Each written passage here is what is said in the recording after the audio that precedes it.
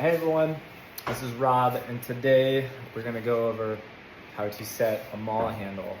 Splitting some wood this time of year, and we had one break, so I'm just going to run over this real quick and just get some cliff notes on how best to get these so they're seated and they stick, and just a couple tricks that I've learned from doing this a lot. First things first is this is hickory. You're always going to want to check the bottom of the grain. You want to have what's called vertical grain as opposed to flat horizontal grain. Hickory is most likely what you're gonna find for most handles. First thing I like to do whenever I get these is they have this really cheap finish on them. It's almost like a plastic.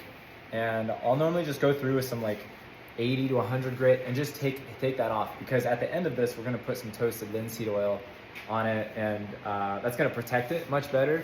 And it's also gonna make it look a lot cooler.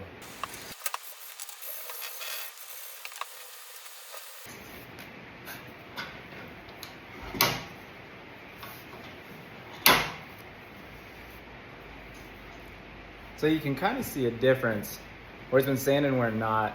Now this is really shiny. It doesn't do a great job of preserving the wood. Also, I find that sometimes it's kind of slick. We're gonna do the other side now. I'm gonna show you how to dry fit the axe head.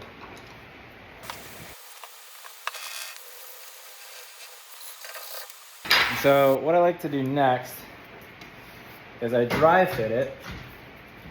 I get it on here, and then I can kind of look around the bottom of the eye of the head and just see where it's hitting. And again, it can be a little monotonous, but it's actually, kind of fun. I just make a little note of where it's hitting, get it out, and then I know I need to go here and then back about 1.25 inches.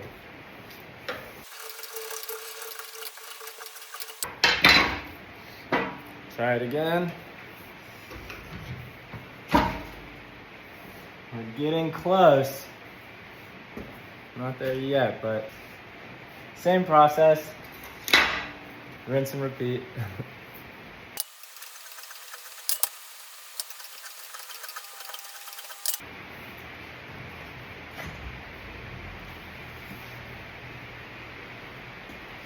There we go. There's a couple ways that you can seat the axe head. One thing I like to do is to just get it on there pretty snug. And then the last thing you ever want to do is actually bang it on the ground or bang it on a piece of wood. That's going to cause a lot of damage to your head. Best thing you can do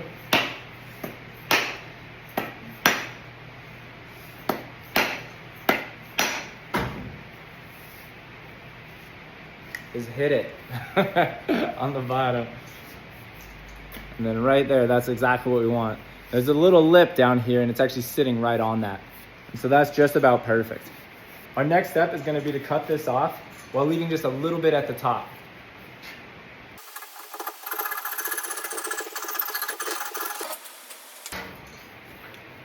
All right, so now that that's cut off, we're going to open up the top of this just a little bit. Got it. Let's see how that opened up a bit. So we've got our wedge here. What we'll notice is actually the wedge is a little bit too big. So next we're gonna measure, pop off this end, and then drive it in after we add a little bit of wood glue. And now basically you just wanna hammer it till it stops. Next we're gonna cut this off, and then we'll put some diagonal metal brackets down in there as well. Now, a lot of times you get these when you buy a maul. There's a couple different schools of thought. Some people say put them in flat. Some people say put them at an angle. I don't think it really matters one way or the other.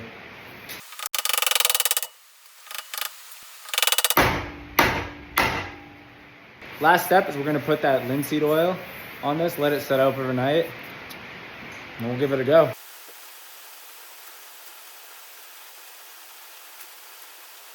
Well, our handles are dry. Got a new paint job on both of these. If you've ever wondered why a lot of times you'll see forestry tools that are kind of a bright orange like this, if you've ever set one of these down, kind of the dead brush, they tend to disappear. They blend in so well. So this is one thing that always makes them easily findable. This is an axe. This is a maul. You know, the biggest deciding factor between the two is, you know, this is for chopping, whereas it has a much sharper edge. This is for splitting. So when you sharpen these, you know, you want to kind of keep that bevel, keep that pretty blunt nose on this, whereas this, you want to keep it nice and sharp. You have to sharpen this quite a bit more with that finer tip. These less so. But it's good to just have a sharp axe, have a sharp maul, and just taking good care of your tools. But without further ado, let's see how this works.